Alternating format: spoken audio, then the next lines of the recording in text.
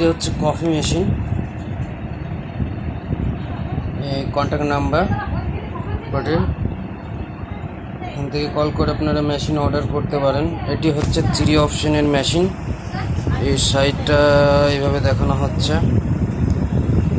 উপরে এখানে জল লাগাতে হয়।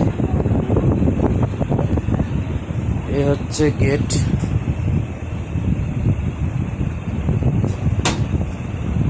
এটা 3 অপশনের মেশিন।